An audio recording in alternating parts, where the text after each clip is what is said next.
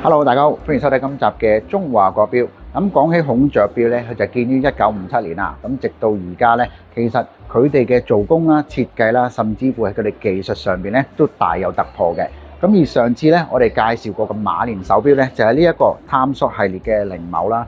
咁而呢一款手錶咧，我都可以同大家再講下嘅。咁因為我哋上次 YouTube 度咧都有講過㗎啦，咁就係呢一個佢嘅手錶嘅特別之處咧，就喺個錶盤上邊，而喺呢個錶盤裏邊，我哋見到有16塊獨立嘅切線紋區，咁而用咗4種唔同嘅方法做呢一個切割雕花，咁就包括咗橫、立、斜、環，咁而當中亦都需要經歷2000幾次嘅手工運刀雕琢，咁就打造出呢一個獨一無二嘅機流錶盤，咁而裡面亦都呈現咗呢一個馬年生肖嘅圖案。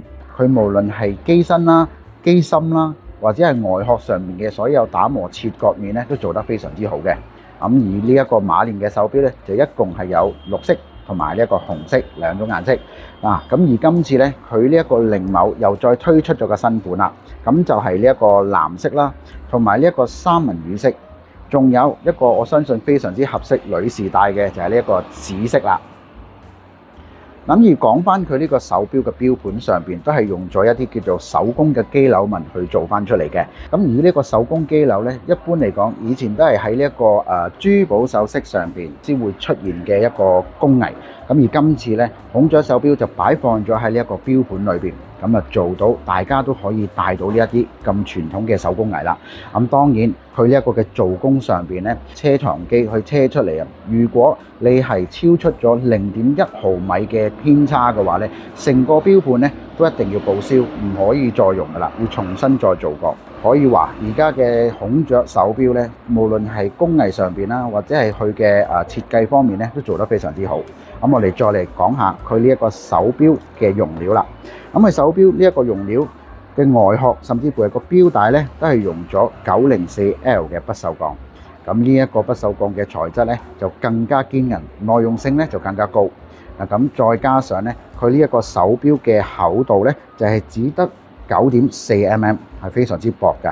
咁而佢嘅嗰個直徑上邊呢，就係 38.5mm。咁無論係男士或者係女士戴咧，呢一隻手錶都係非常之合適，同埋喺唔同嘅場合佩戴咧都係非常之好嘅。咁而呢一個圖案咧，就係依屬住龍馬。咁我哋中國人新年最中意講嘅一句説話就係祝你龍馬精神。